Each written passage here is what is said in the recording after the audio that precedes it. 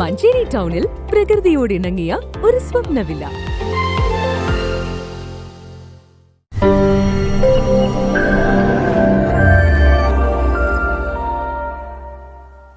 മഞ്ചേരിയിൽ അംഗൻവാടി പ്രവേശനോത്സവം വർണ്ണാഭമായി. ചുള്ളക്കാട് ആനപ്പാങ്കുന്ന് അംഗൻവാടിയിൽ വെച്ച് നടന്ന മുനിസിപ്പൽ തല പ്രവേശനോത്സവം നഗരസഭാ ചെയർപേഴ്സൺ VM സുബൈദ ഉദ്ഘാടനം ചെയ്തു. മഞ്ചേരി നഗരസഭാ പരിധിയിൽ ഉൾപ്പെടുന്ന ചുള്ളക്കാട് ആനപ്പാങ്കുന്ന് അംഗൻവാടിയിൽ വെച്ചാണ് മുനിസിപ്പൽ തല പ്രവേശനോത്സവം നടന്നത്. പുത്തനുടുപ്പും ബാഗുമെല്ലാമായാണ് കുട്ടികൾ അംഗൻവാടിയിലെത്തിയത്.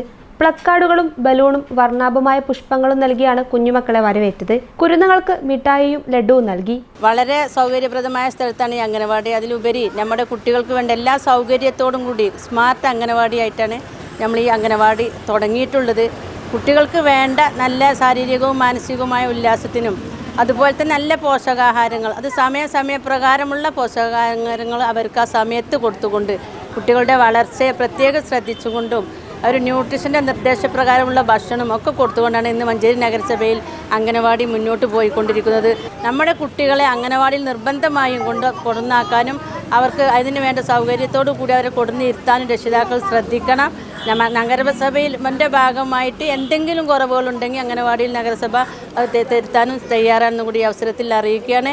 Anganwadi worker K Sunitha, helper Lissy, ICDS സൂപ്പർവൈസർമാരായ സഫിയ, P ഗിരിജ, PK ഷബീബ എന്നിവർ സംബന്ധിച്ചു.